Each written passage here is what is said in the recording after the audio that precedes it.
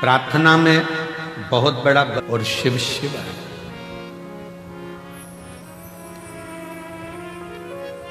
पार्वती जी भगवान शंकर की भक्ति में लीन है।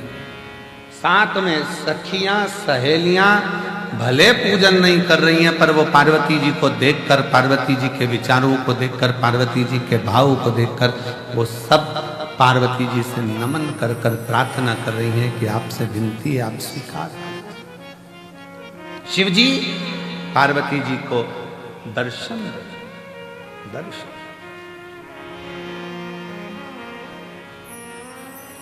कभी जिंदगी में सत्संगियों का संग, सत्संगियों का संग, भजनावलियों का संग जब सामूहिक रूप से बैठकर भगवत भजन करा जाए, स्मरण करा जाए, कीर्तन करा जाए, मंत्र जाप करा जाए, नाम जाप करा जाए तो उसका फल मिलता जाए। सत्संगियों का संग,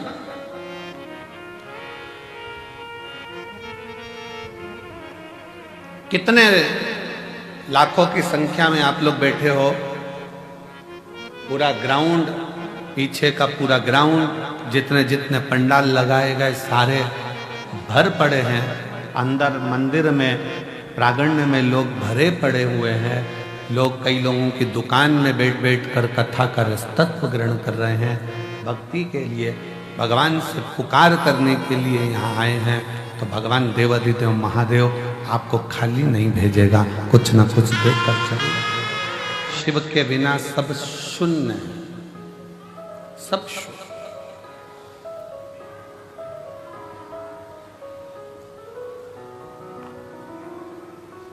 शिव के बिना सब शून्य। श्वास है तो शिव।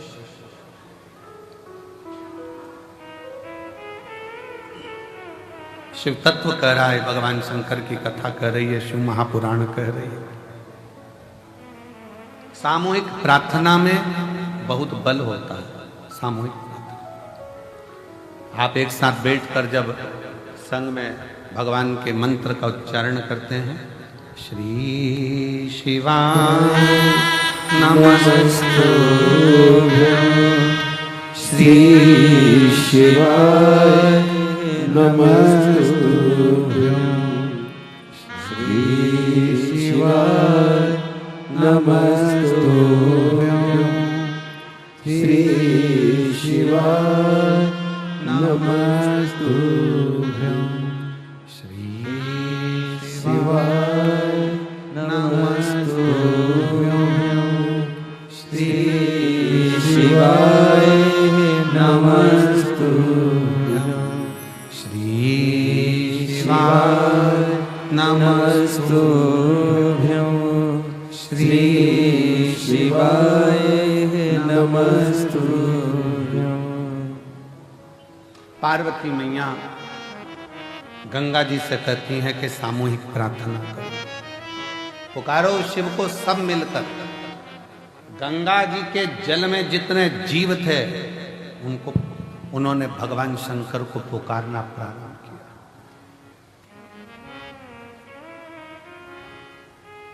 खूब पुकारा। गंगा जी भी पुकार रही हैं, गंगा जी के जल में रहने वाले जीव भी पुकार रहे हैं। शिव जी का नेत्र खुल गया, शंकर भगवान का नेत्र खुला और शिव जी ने पूछा, क्या बात है गंगा?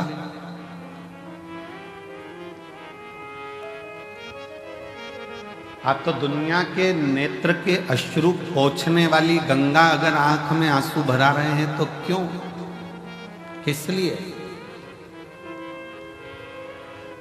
गंगा जी कहती हैं कि आपके कंठ में जो विष की भरा हुआ है, उसकी जो तपन है, वो तप के कारण, विष की तपन के कारण गंगा के जल में जो जीव हैं वो भी थोड़े तप रहे। आप कृपा करिए। शिव जी ने उसी समय एक क्षण की देरी नहीं करी, एक क्षण की।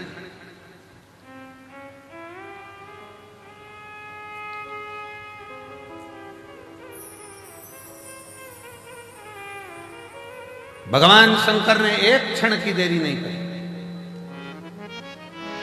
और माँ आदि शक्ति, माँ दुर्गा भवानी को, माँ जगत जननी जगदम्बा को भगवान शंकर ने उसी क्षण अपने सम्मुख में, अपने कंठ के सम्मुख में, साक्षी में उनको समाहित करा।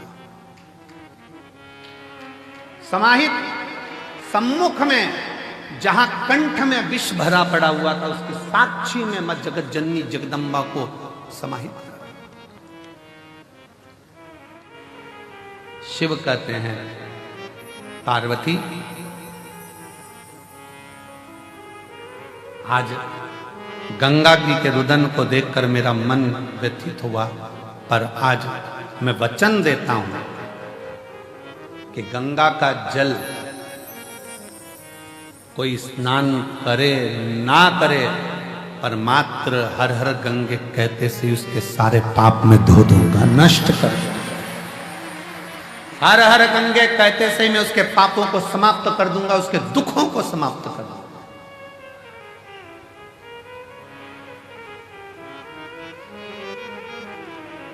आप लोग गंगा नहाने जाते हो, क्या बोलते हो?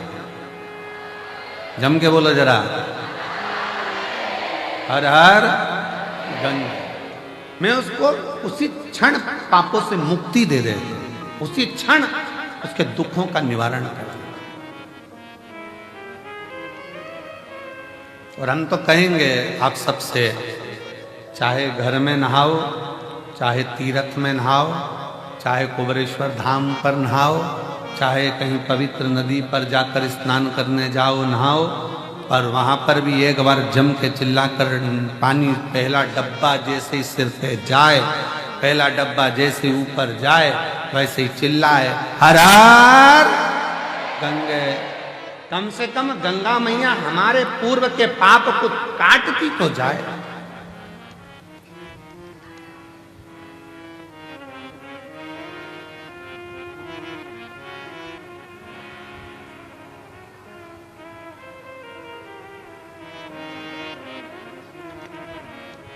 काशी विश्वनाथ शंभो,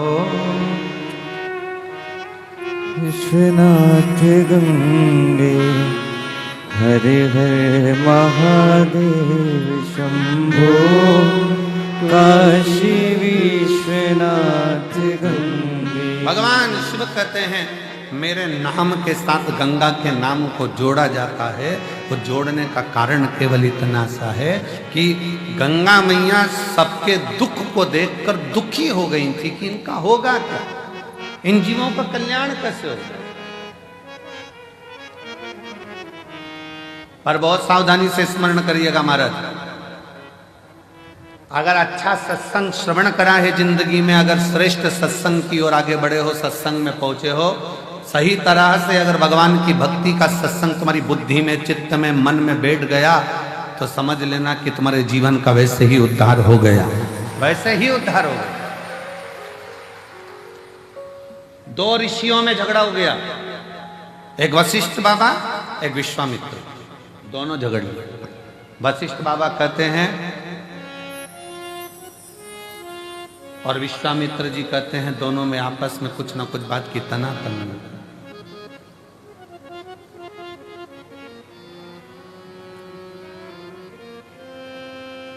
विश्वामित्र जी कह रहे हैं कि तप बढ़ा, वशिष्ठ बाबा कहते हैं भगवान शंकर का जो सत्संग, शिव की जो कथा, शिव महापुराण की जो कथा, वशिष्ठ बाबा कहते हैं कि ये शिव नाम का सत्संग, शिव पुराण, भगवत भजन, ये बड़ा है, सत्संग बड़ा। दोनों में झगड़ा हो गया। दोनों झगड़ा करते करते ब्रह्मा जी के पास पहुंच गए।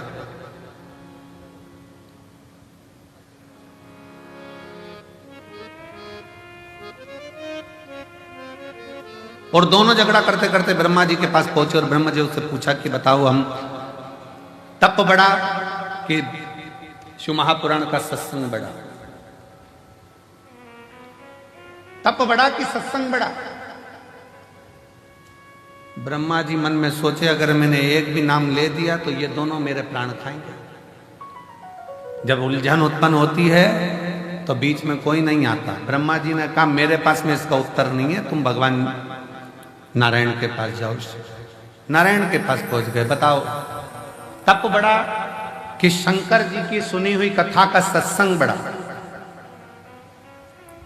भगवान विष्णु तो चरण दब रहे थे, नारायण आराम से सो रहे थे। लक्ष्मी जी चरण दबाती दबाती, लक्ष्मी जी ने भी देख लिया दोनों आए हैं और दोनों बहुत बड़ा प्रश्न लेकर आए, उत्तर देना बड़ा कठिन काम। तप का बोलेंगे तो सत्संग छूट जाएगा, सत्संग का बोलेंगे तो तप छूट जाएगा। कहां करा जाए? लक्ष्मी जी और जम के पांव दबाई। जैसे ही पांव दबाई नारायण समझ गए उलझट्टा सामने खड़ा है।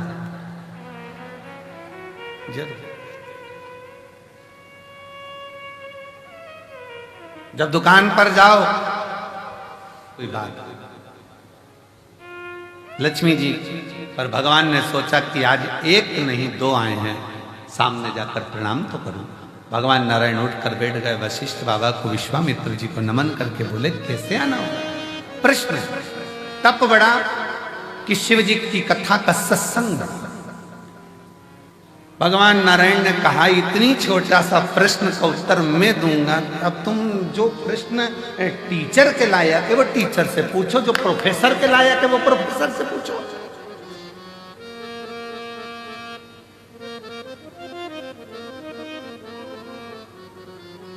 अब तुम्हें प्रश्न करना चाहिए टीचर से, तुम कर रहे हो प्रोफेसर से।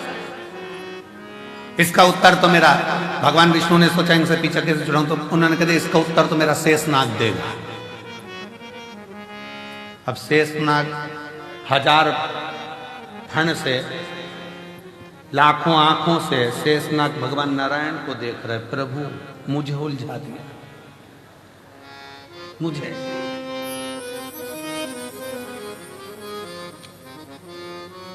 ये उसी में का हाल है ना, जैसे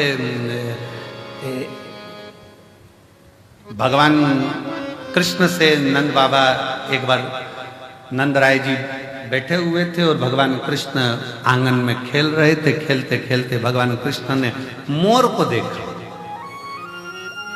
मोर देखते से ही नंद बाबा के पास में आके उनकी गोदी में बैठ गए। देखते से ही बोले कितना सुंदर है ना बाबा। बाबा बोले हाँ। कौन है बाबा? तो कि मोर है। बाबा मोर मतलब? बाबा ने कह दिया ये दूल्हा है। तो बाबा इसकी दुल्हन कहाँ है? बाबा ने कभी आएगी। थोड़ी देर बाद मोर नहीं आ गई तो कि दुल्हन। बाबा आप दूल्हा हैं? हाँ। यशोदा मैया दुल्हन? हाँ। बाबा मैं दूल्हा कब बनूंगा? तो तुरंत नंद बाबा ने मोर का पंख उठा के कन्हैया की चोटी में लगा दिया। तो आज से दूल्हा। अब एक दिन कन्हैया जी दूल्हा तो बन गए। थोड़ी देर बाद भगवान नंद बाबा के पास जाकर बोले बाबा। बाबा बोले क्या है? दूल्हा तो बन गया, दुल्हन? नंद बाबा ने कहा बेटा अब इतना सा कन्हैया 5 साल का, वो तेरी बुआ आएगी ना, वो तेरे लिए दुल्हन लेके आएगी। अब बुआ तो राखी लाती थी, दुल्हन कब से लाने लगी? बुआ आएगी वो दुल्हन लाएगी। अब कन्हैया इंतजार करता करता करता, बच्चों को बहुत याद रहता है। अब बड़े भूल जाएंगे पर बच्चे याद रखेंगे, क्योंकि मम्मी ने कहा था बुआ आएगी तो ये लाएगी। तो बच्चा जैसे ही बुआ का इंतजार करता, त्योहार पे बुआ आई और बच्चे तैयारी में बैठे, क्या लाए बता। बच्चों को अगर बहुत याद रहता है। अब जैसे ही बुआ आ रही थी,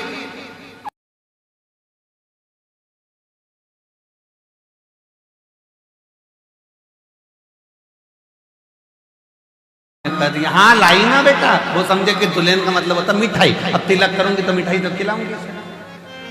लाई ना कहाँ है? छकड़े में, बैलगाड़ी में। जो सुना बैलगाड़ी में, कन्हैया बैलगाड़ी की ओर भागा। सुनंदा जी अंदर गई। क्या बात है भैया, क्या हो गया? नंद बाबा ने कहा कि बात ऐसी है कि कन्हैया बहुत दिन से दुल्हन दुल्हन कर रहा था, मैंने कह दिया था बुआ लाएगी। अब क्या होगा जीजी समझ में नहीं आ रहा है। पूरा राखी का त्योहार बिगाड़ देगा ये लाला। तो इतने में सुनंदा जी बोली तुम चिंता मत करो। मैं आ रही थी बरसाना से, तो वहां पर ब्रजभानु जी की छोरी बोली कि काकी कहाँ जा रही है? तो कहा मायके। अब की बार मुझे भी घुमा ला, मैं उसको अब की बार छकड़े में बिठा कर ले आई हूँ। मैं अब की बार छकड़े में बिठा कर ले आई हूँ। लेकर अब ये अंदर राधा रानी लंबा सा घूंघट करके बैठ, खूब लंबा घूंघट। अब कन्हैया ने कहा उतर जा, तू मेरी दुल्हन है। कन्हैया जैसे ही बोले दादाजी तुरंत, चल मैं तुझे हाथ पकड़ के उतारता हूं। दादाजी बोले हट, दूर सरक। कन्हैया जी दूर सर के राधा जी धीरे से उतरी, घूंघट लेकर राधा रानी धीरे धीरे बढ़ने लगी। घूंघट बहुत बड़ा था राधा जी का, नीचे देहली थी। कन्हैया बोले नीचे देहली है। राधा जी घूंघट हटा के बोली सब मालूम है, तू मत बोल, सब मालूम है।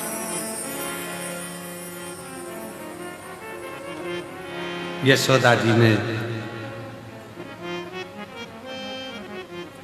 जो राधा जी का स्वरूप देखा, देखते ही राधा जी से हाथ जोड़कर यशोदा जी कहती हैं अच्छा हुआ तू आ गई, त्योहार अच्छे से हो जाएगा। इसलिए राधा नाम त्योहार का भी सुख बढ़ा देती है। वो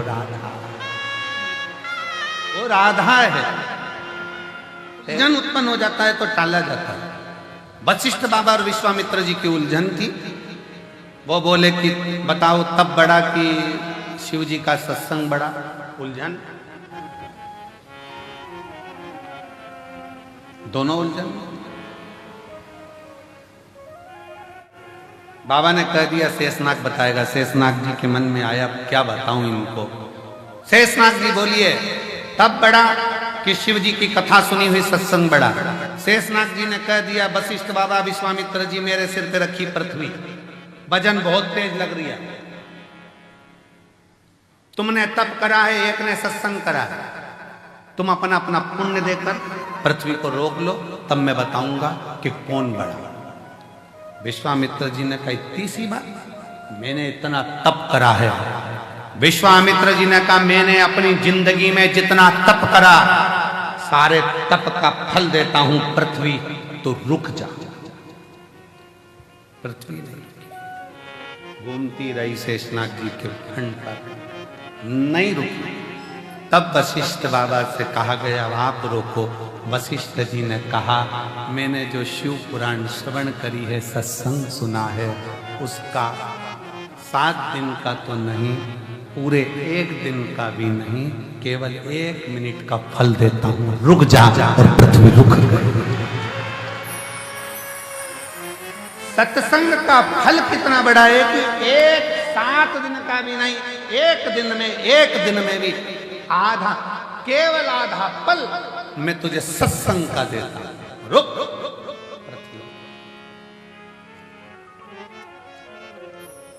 एक आधी में से आधी भी उन्हीं और आधी घड़ी दे सत्संग का फल।